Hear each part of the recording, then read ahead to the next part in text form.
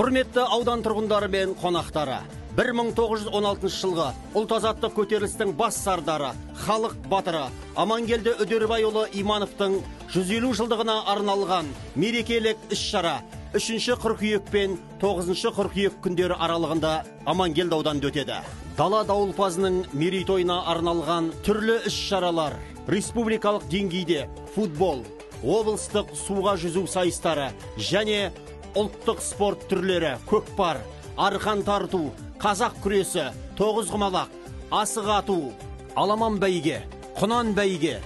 Әбдіқадыр Әбілтаевтың қаһарлы 16 жыл драмасын сахналау, ардагер Амангелді ердің ер атты республикалық айтыста Аманжол Әлтаев, Әсия Беркенова бастаған Жүрсін Ерманның батасын алған айтыс